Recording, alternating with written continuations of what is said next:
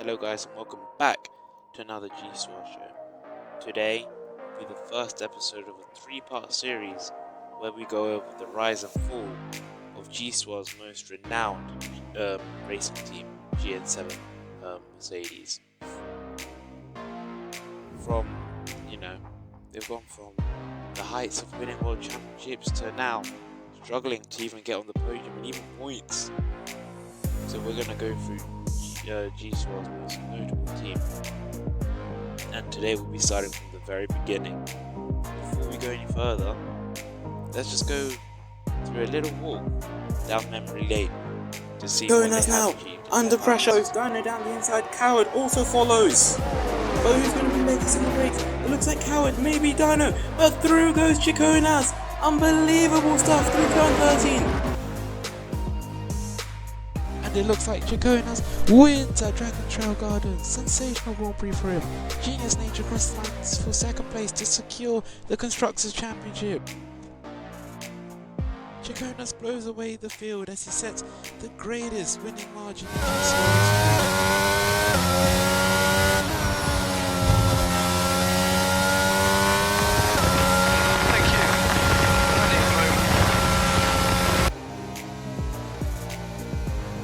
Gcor 75 is one corner away from creating records, one corner away from history in Gcor. 3 times before he's won the world championship here in Lagos. It looks like he's gonna make it up for. Obviously without Ollie Freeman's help this would not happen. But wow, 5-time world champion. Back in the factory, on a pit wall, you've been amazing. Corner. And into Lagos. Now he has a short straight, well, I say short, a long straight to occupy. I think he's champion. Chick is champion. Chick is Gcor World Drivers Champion. GN7 Gcor World Constructors Champion. And they've managed to beat Beast Mode and the BMW boys. Congratulations to them. Chick is elated and doing donuts. What a season. He thoroughly deserves it. There's the championship standings. Chick just about doing it. He had him on wins. But it got close. It was close.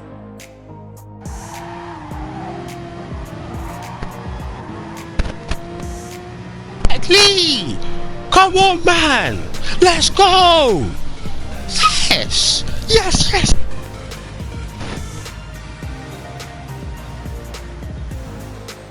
After the titanic championship fight with Hurricane, Gcor comes out on top, and I think what matters is that, he acknowledges that without Ollie Freeman, he would not become world champion. You can see the 2 GN7 boys go side to side. Before Ollie Freeman heads to Park Ferme Chick, it looks like he's going to do some donuts in the grid. Wow, what a champion. We did the main objective. We prevented Beast Mode from winning. I'm happy. Let's go. Let's go, man. Let's go. Let's go. Yes, man. Chick, I did what you asked for. I did what you asked for, man. That's what you like. Thanks, man. You guys did really well. You guys did really well that race, man. It was a good team. It was a good teamwork. Thanks, man. Now we all worked together with that one. Everyone was working with each other.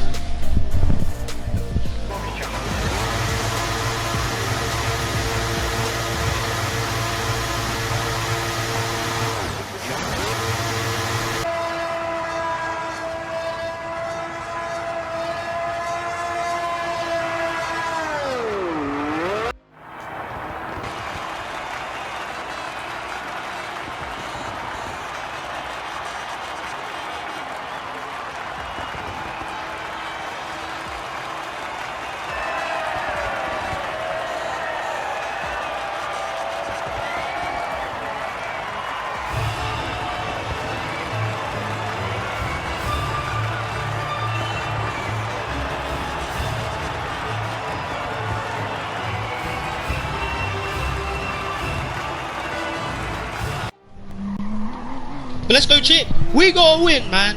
Come on. Let's go. Yes. We gotta win, man. man. Yes, man. Get in there. Chick now with one corner to go around the famous streets of Monaco. Can he get pole at the crown jewel? This is the one everyone wants to get. This is the most important pole of the season. Can Chiconas do it? The answer is yes, he can. Pole position around the streets of Monaco underneath the lights. What a lap from the three-time world champion. After going down memory lane, it's kind of crazy to think that GN7's last race victory was Gen 3 Season 4 at Interlagos, with Chicona 75 at the wheel. I mean, that's almost 2 seasons ago. You know, imagine that, 2 seasons without win for GN7. I mean, them going 5 races used to be crazy, let alone 2 full seasons. And in that same time period, they've had, I think, 5 different drivers at the wheel. So definitely, it's a team. They don't really know where they are, and they need a bit of help. But that's why I've decided to make this mini series. But yeah, without further ado, let's get into it. Part 1: The Rise. GN7 was actually founded by Genius Nature back in Gen 2 Season 1, and this is back in the GT days, you know, the Group 3 cars, as they were called. And it was definitely a rocky championship with a lot of highs and a lot of lows. Genius Nature signed Chicona 75 to be his teammate, and that partnership would go on to be one of the greatest in Gcor history. Obviously, I made a video talking about the greatest partnerships. You should go check that out. Since then, you know, there have been a couple partnerships to topple that one over. But yeah, no, definitely it's an iconic partnership of Chiconas and Genius. Those two are still racing together, but in the GT series, the GT7 series. But yeah, in that first season, they had a lot of problems, especially right at the start of the season. Chiconas had damaged brake. Well, actually, it was a damaged accelerator, which basically what would happen, it'd get on the brake, but the accelerator would still be in. It was like a sticky accelerator type of thing. And obviously that would affect everything. Braking distances. That was the biggest thing, really. You know, you try to slam on the brakes into a braking zone, the car would keep on going. And happened multiple instances during the practice race. Chick had to miss the second half of pre-season because of it, and even the first few races, it was very, very, you know, it showed itself.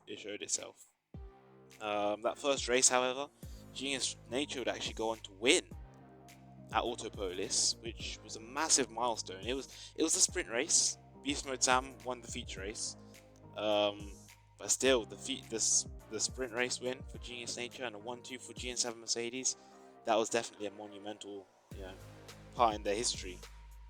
The next race at Suzuka, Chick would go on to win, and really that's the first time we saw Chick and Beast Mode really fight it out. You know, they had a really good battle. Chick coming out on top. Sprint race, it was actually Beast Mode who came out on top after both GN7 boys made contact. Little controversy there, but yeah, nevertheless, the championship was still in a good place for GN7. Going on to Bathurst, this is really when we'd see the first sparks happen between BMW and Mercedes, and not Mercedes, Porsche they were at the time. And this would be the start of something, you know, the rivalry between GN7 Porsche and BMW Road Quadratic, and which would eventually transfer to it being GN7 Mercedes to Red Bull Racing as we know it now. But yeah, no, BMWs, they were weaving quite a lot down the straight. GN7 were not happy, and I mean, Chick managed to get a weekend sweep, the first ever weekend sweep in the history of the team. But which, you know, on paper is great, but away from the track, they wanted racing standards to be fixed, and fixed fast. In terms of the internal feeling, it was very positive. Definitely a very, very positive vibe. With Chiconas, you know, even though he had his brake problem, he was actually leading the championship now. There'd been 6 races, 3 rounds, 6 races, and Chick had actually won half of them by that point. Going on to Laguna Seca, Beast Mode would win the sprint race. Yeah, I think Beast Mode would win the sprint race and Genius would win the feature race.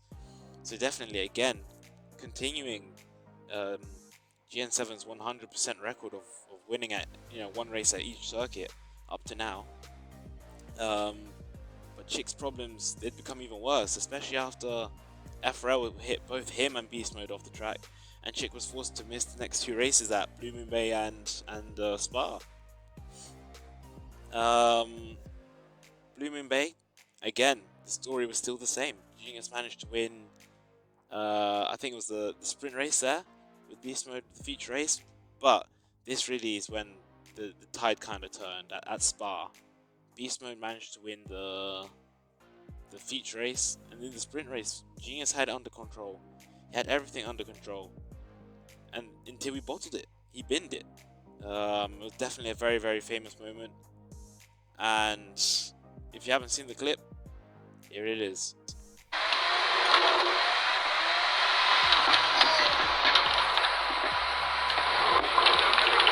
No, you're joking me. For flip's sake.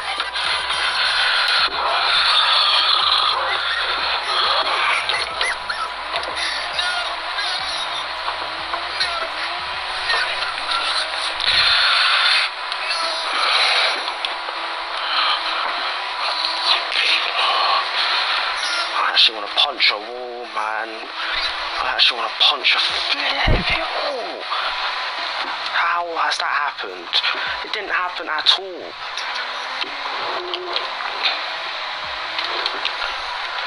How was that happening? Definitely a heartbreaking moment for Genius Nature and GN7, and honestly speaking, from that point on, Genius never really recovered. He was never really a championship fighter after that, for the rest of the season at least. And GN7 would go through a dodgy run, form really dropped, really peaked, and I think, form really dropped, and from here, they'd go 3 rounds without win, 6 races without win. And definitely this was a very, very, a very poor patch for GN7 Mercedes, especially as it was actually their biggest rival, Road Quadratic BMW, taking all of the applause, Sardinia, famously, the 2 GN7 boys made contact. Again, if you haven't seen that video, go check it out. I'll leave it here in this video as well so that you guys can see.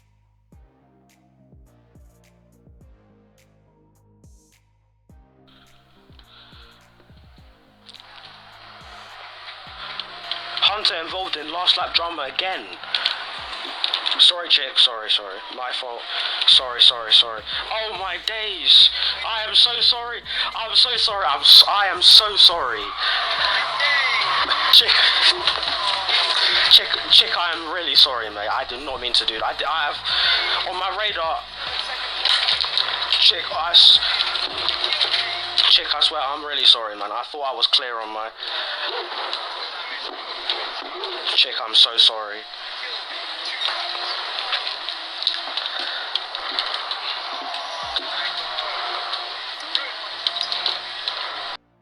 Very famous moment. At Spain, they just didn't have the pace.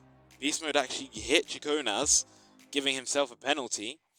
And that proved to be vital, as it was that penalty which actually lost Beast Mode the championship. He hit Chiconas into turn 1. Beast Mode actually had the lead of that same Grand Prix until he decided to give the win to Type Z. And I mean, if he hadn't done that, first of all, yeah, he still would have been given the penalty, but I think it was a 5-second penalty, and he still would have managed to keep the race win. And right now, it would be in a different situation. Beast Mode would be the world champion of Gen 1 Season 2, and Chick would only be a 4-time world champion at most. So it is what it is, I guess. And then at Brands Hatch again, the 2 GN7s decided to collide into each other, and this was the tipping point. This really was the tipping point. Again, drop the video here again. I'm gonna have to send it here, mate. I'm so sorry, man. I'm so sorry, man. I'm so sorry. I had to do that, mate. Beast mode was gonna do something stupid himself. I'm so sorry. No, chick, mate. I'm so sorry, man. One of us has to do this, mate. One of us has to do this. Come on, man. Come on, man, chick, man. Keep your head up. Chick, keep your head up, man. Chick, keep your head up, man. I didn't mean to take you out. I just meant to get the inside.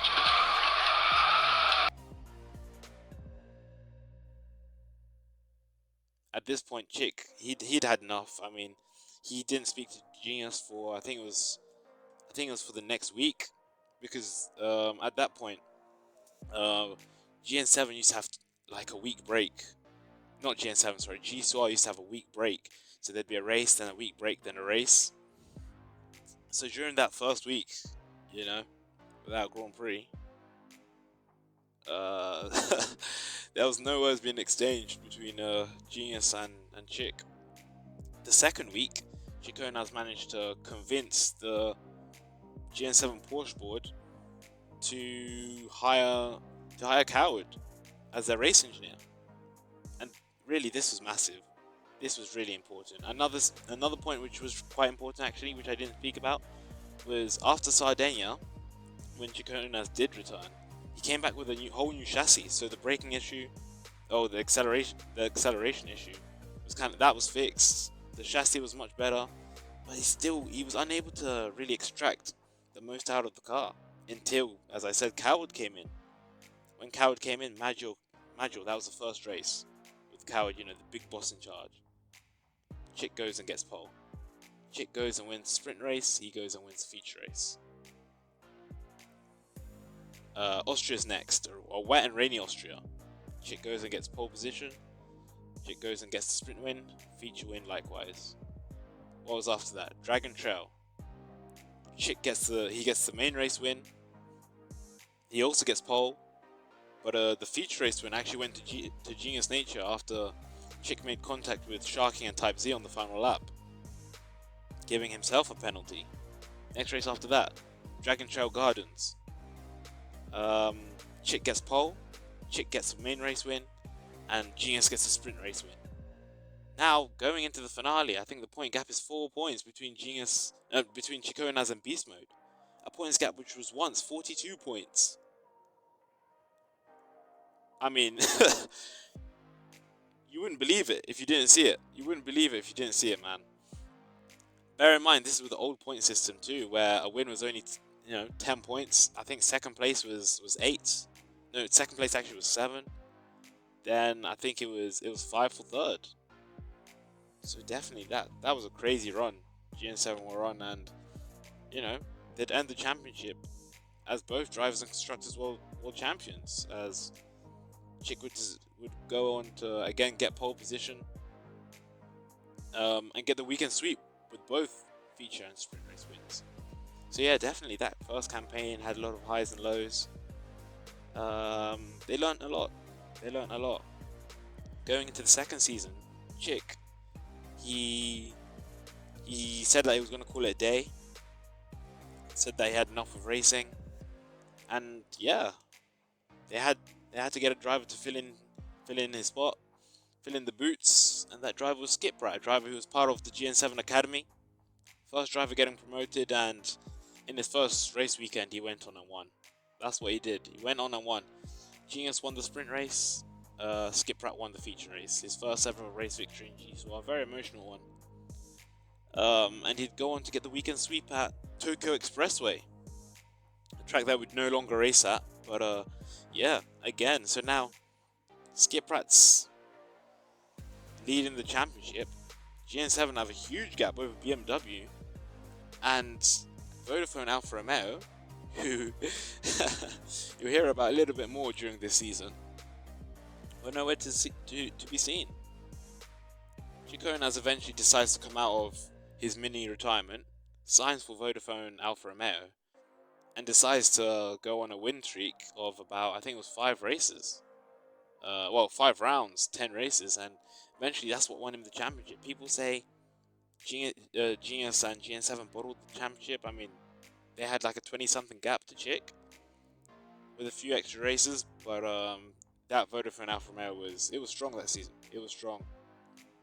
I think GN7 were just glad to have Chick in that #1 race seat the season after in Gen 3 season 1, and really this was, I'd say, the last season of the rise of GN7, Gen 3 season 1. Some people may call this the start of the peak. It's the start of the you know, modern era dominance, you could say. But I still class this as the rise, because GN7 were learning a lot. I mean, let's look at the stats now. If we look at their win percentage in the first season, in their first season, their win percentage was 57%, and that's with and without including sprint races. It's the same percentage. 50% of poles, 57% of poles too. In their second season, that number dropped slightly to 42.9%. And then in Gen 3 Season 1, they only won a quarter of the races. So that shows that I think they were still on their rise. They were still learning a lot. Obviously, Gen 3 comes with the F1 cars. Gen 3 comes with a shortened calendar. Gen 3 comes with a lot more expenses. Even though we have less races now. And Gen 3, most importantly, comes with a very competitive grid. A very, very competitive grid. Chick, he had that seat. He was the main driver. He was meant to be the driver to lead GN7 into the new era, and that's what he did. That's what he did, as we'll see in the next 2 episodes. But they had a problem. They didn't have a second driver. Genius was confirmed. He was confirmed to be the second driver. But after the Spa Endurance race, he pulled out. He struggled with the new generation of cars. He didn't like the handling. And after the Spa Endurance race, he was like, no. Instead, Joseph Teep, he was a reserve driver, raced for GN7 in that second driver seat for the first, I think it was 6 races. 5 races actually, for the first half of the season. Joseph Teep struggled a lot with that car. He struggled a lot. To the point where GN7 used him for a lot of experiments. If the rain, a good example was at Singapore. When the rain came out, I think he was like the first driver to box for inters. Chick didn't box for inters until I think it was 4 or 5 laps after the rain had begun. But he played his role. And then obviously the biggest talking point of them all was the rivalry with Dino Bambino. I mean, that rivalry from Japan, when Chick and Dino famously hit, and Dino got away with that. Many people now say Dino should have been given a penalty, which if you see the video, that's up for debate. That's another controversial statement. But yeah, definitely that rivalry started then, and they were just learning. GN7 were learning. That car wasn't the best. That first race at Japan, actually, Chick didn't have a setup. He did not have a setup. Australia, he got the setup on for the first time, but had no pace. Shanghai, I mean, if there was one thing to take out of Gen 3 season 1 for GN7, is unexpected race victories. Shanghai, that's the first one. Gcor and Zankow, they went, I wouldn't really say they went toe to toe, but it was only for the last 10 laps, I'd say. Gcor has made a lot of driver error that race. People seem to forget. Gcor has, he sped under the VSC. When there was a full safety car, he tried serving his drive-through penalty when you're not allowed to do that. So the team had to box him onto mediums. And then he served his drive-through penalty after that. But now he'd lost so much time, and it was properly at the back of the grid. And then he had to take his mediums for more than half of the race. They were on something like 90% wear. How they didn't explode, only God knows. And Coward felt that firsthand. In that iconic exchange after the race in the cool down room. And then Singapore came. Another thing they learned was recovery drives. Singapore recovery drive after making contact with Peter Plays. Australia recovery drive after making contact with Tyler. Monza. I don't really call that too much of a comeback drive. I call that more. It was more of a disaster, really. You know, Dino got taken out at, in Monza by Ozos. Chick had the win. He had the win, or at least a podium, at his disposal. And then Ozos goes and hits him, and that any chance of a race win faded, and he had to, come in for a P5.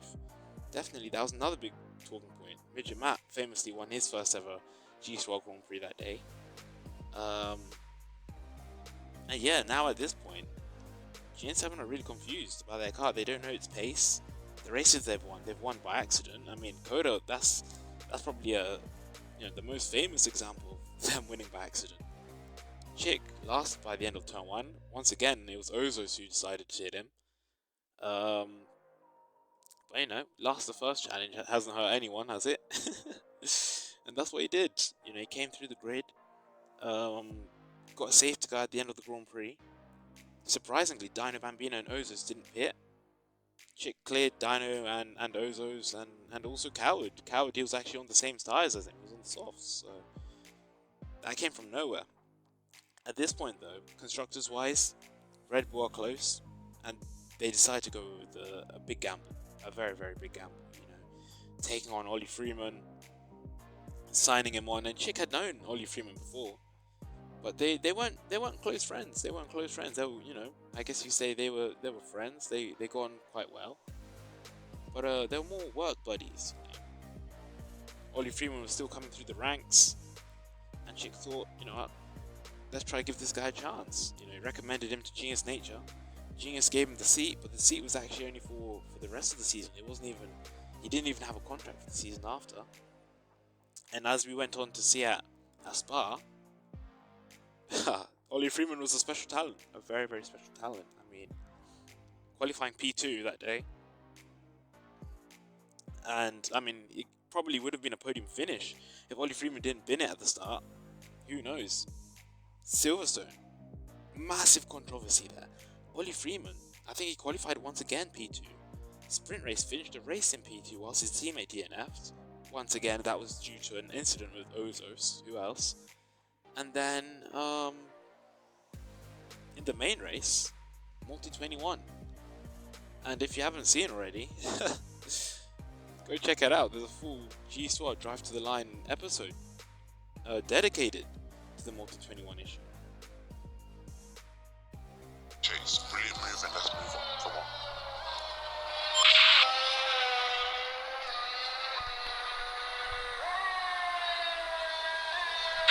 Okay, Ollie, as we discussed, Multi-21 let your teammate through down the straight. So yeah, no, definitely there was a lot of controversy there. Chick took that third place. The plan was to give Ollie Freeman back that P3, but Chick stayed ahead for the championship, and eventually, he didn't even go on to win the championship. I guess that's racing at times. Ollie Freeman did his part. Chick tried his best, but it just didn't work. I'm not going to go more into detail on that. As I said, there's a whole video based on that. But yeah, going to the last two races, Dino Bambino had the chance to win the championship at Portimao, but Dino struggled there at Portimao. Dino spun early in the race. Chick had a battle with Nas. Nas went for an overtake into turn 1, pushed Chick off the track, and received a penalty for it. And that penalty gave Chick the race victory. So going into the final Grand Prix, it was neck and neck. Whoever won the race won the championship. And, Dino came out as the deserved winner. GN7, their strategy didn't work, but they had radio issues actually that day. So that probably, that killed everything. That killed everything. All chances of a world championship. What would that be? Third? Of a fourth, actually. Fourth world championship for Chiconas. But they'd bounce back, and as I said, this is the end of the rise. This is the end of the rise for GN7. Now, what was left was the peak. The peak, which I'll go into more depth next episode. But yeah, if you like this first episode, go show some love. Hopefully, the second episode and the third episode will be out soon. But yeah, see you guys, and have a good one.